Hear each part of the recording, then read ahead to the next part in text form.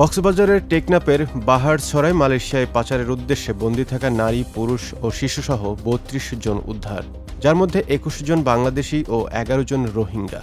আজ ভোরে কোস্টগার্ড ও র্যাবের যৌথ অভিযানে এদের উদ্ধার করা হয় বলে জানিয়েছেন কোস্টগার্ড মিডিয়া কর্মকর্তা লেফটেন্যান্ট কমান্ডার সাব্বির আলম সুজন। উদ্ধারকৃতদের মধ্যে ২১ বাংলাদেশি, সকলেই পুরুষ। ১১ জন রোহিঙ্গার মধ্যে পুরুষ ৬ জন, নারী ২ জন ও ৩ জন শিশু। লেফটেন্যান্ট কমান্ডার সাব্বির আলম সুজন বলেন, গোপন সংবাদের ভিত্তিতে বাহারছড়ার ইউনিয়নে নোয়াখালী জুম্মাপাড়া এলাকায় মানব পাচারকারী চক্রের সদস্য মোহাম্মদ আব্দুল আলীর পেঁপে বাগানে অভিযান চালানো হয়।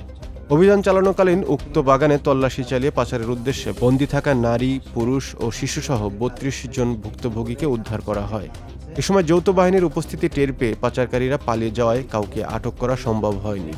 উদ্ধারকারীদের জিজ্ঞাসাবাদে জানা যায়, কয়েকটি সংঘবদ্ধ পাচারকারী চক্র বিদেশে উন্নত জীবনযাপনের স্বপ্ন, উচ্চ বেতনের চাকরি এবং অল্প খরচে বিদেশ যাত্রার প্রলোভন দেখিয়ে কক্সবাজার সহ দেশের বিভিন্ন এলাকা থেকে বাংলাদেশি ও রোহিঙ্গা নাগরিকদের মালয়েশিয়া গমনে উদ্বুদ্ধ করে সাগরপথে পাচারের পরিকল্পনা করছিল।